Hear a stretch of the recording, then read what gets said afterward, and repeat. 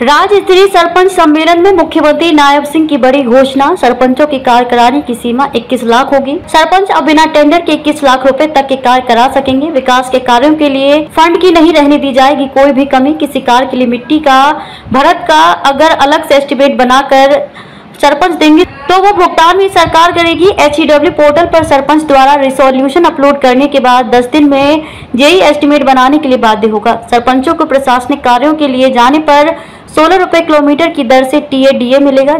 जिला या उपमंडल स्तर पर कोर्ट में पैरवी के लिए 1100 की बजाय 5500 रुपए प्रति केस और उच्च न्यायालय के लिए 5500 से बढ़ाकर 33,000 प्रति केस होगी। राज्य स्तरीय कार्यक्रम गांव में होने पर सरपंच का स्थान DC SP के साथ होगा। ग्राम पंचायतों के लिए 3000 कंप्यूटर ऑपरेटर नियुक्त किए गए हैं।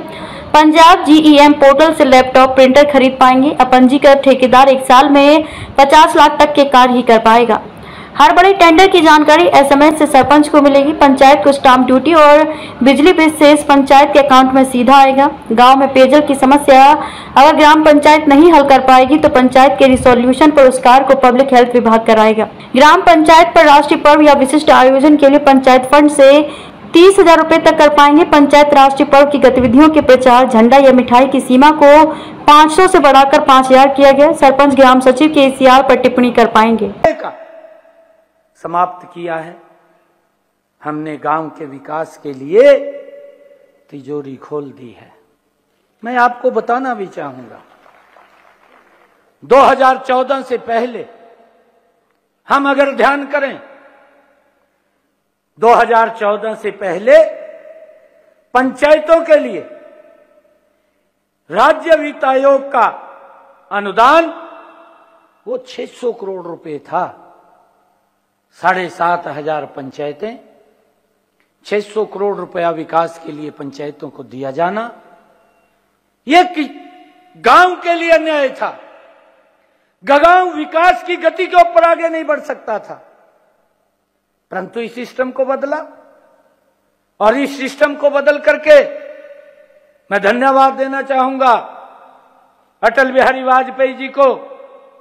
मैं धन्यवाद देना चाहूंगा नरेंद्र मोदी जी को। भाइयों, जब पहले ये पैसा गांव के ऊपर बजट का 40% खर्च होता था, शहर में 60% होता था, उस पीड़ा को, गांव की पीड़ा को, जब हम ये बात बोलते थे कि ये देश की आत्मा, ये इस भारत की आत्मा, ये गांव के अंदर बसती है, जब गांव में भारत की आत्मा बसती है तो उसके ऊपर खर्च होने वाला पैसा भी वो 40% नहीं, उसके उल्टा कर दिया कि वो 60% खर्च होगा और उसका बजट बढ़ाने का काम ये हमारी सरकार ने किया है। जब मैं ये देखता हूं कि माननीय प्रधानमंत्री जी ने, आदरणीय नरेंद्र मोदी जी ने, जो हमारा वित्त आयोग है, उस वित्त आयोग को हरियाणा के अंदर जो दी जाने वाली अनुदान राशि है उसको बढ़ा करके, ये पहले तो जो मैंने आपको बताया है कि 600 करोड़ रुपए थी, परंतु जब 2014 के बाद ये राशि बढ़ा करके हमने 2,968 करोड़ रुपया ये गांव के विकास के लिए वित्त आयोग के अंदर इसका प्रावधान किया है। यही नहीं, हमने इस वित्त वर्ष के बजट में भी ग्रामीण क्षेत्रों के विकास के लिए 7,276 करोड़ रुपया आवंटित किया है। जबकि हमारे से पहले की सरकारें, अगर हम 2013-14 की बात करें, मात्र 1898 करोड़ रुपया की राशि आवंटित थी, 1898 करोड़ रुपए की, और आज नरेंद्र मोदी जी ने उसको बढ़ा करके 7,276 करोड़ रुपया ये ग्रामीण विकास के लिए ये बजट का आवंटन किया है।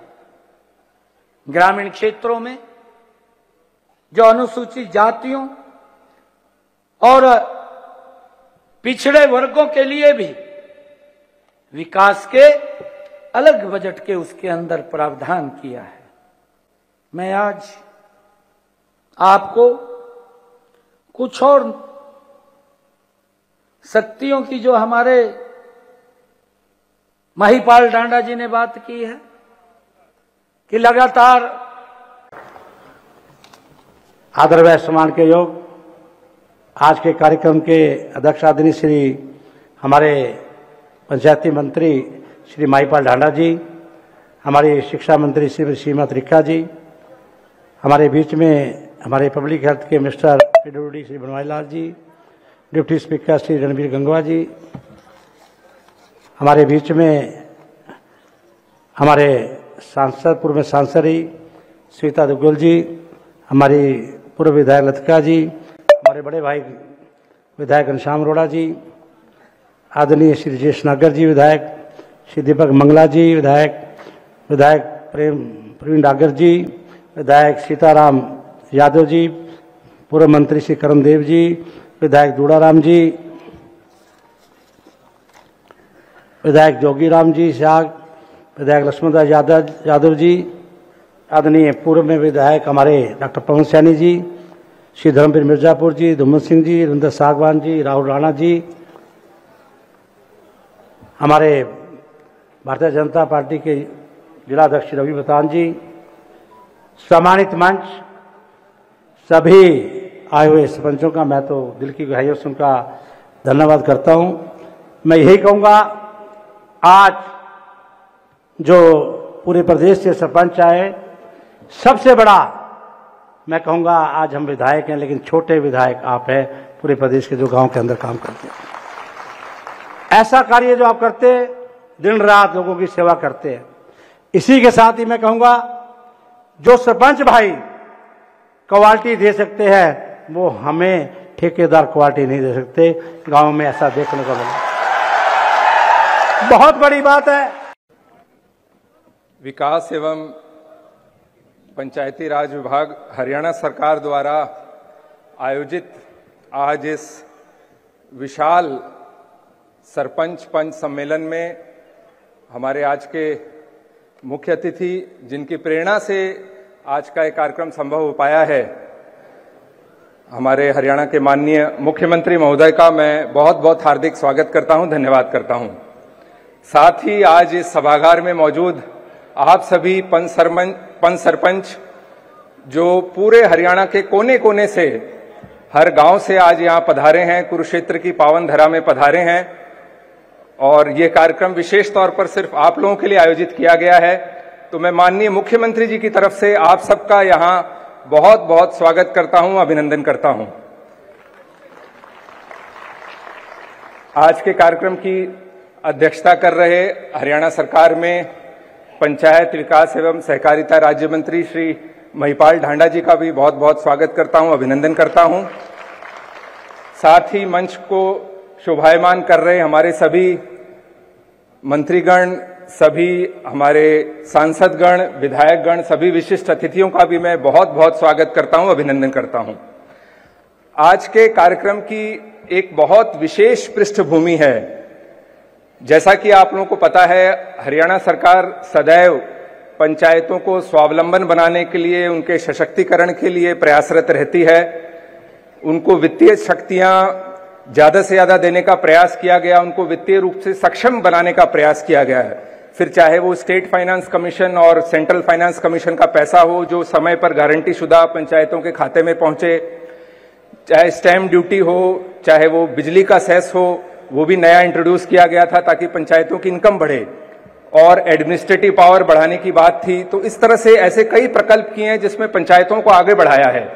और मुझे याद है जब माननीय मुख्यमंत्री जी ने राज्य की बागडोर अभी संभाली थी, तो सबसे पहले उन्होंने हमारे विभाग ग्रामीण विकास एवं पंचायत विभाग की बैठक ली थी, और उन्होंने ये बात कही थी, उन्होंने बड़ी बारीकियों से जो चुनौतियां आ रही हैं पंचायत विभाग में उनको समझा, और उन्होंने कहा कि जो ग्रामीण विकास के जितने भी कार्य हैं, फिर चाहे वो चौपालियों की रिपेयर है, चाहे वो शिव धाम हमारे नए बनने हैं उनमें कुछ काम होने हैं, फिरनियां बननी हैं, फिरनियों पर लाइटें लगनी हैं, महिला सांस्कृतिक केंद्र बनने हैं, गांव में लाइब्रेरियां बननी हैं, इंडोर जिम बनने हैं, ऐसे नाना प्रकार के काम, व्यायामशाला बननी है, उन सबको तेजी से काम लाने के निर्देश दिए। हमसे उन्होंने पूरा एक प्लान बनाया कि अगले 100 दिनों में आप क्या करेंगे, और उस पर बहुत तेजी से काम हो रहा है।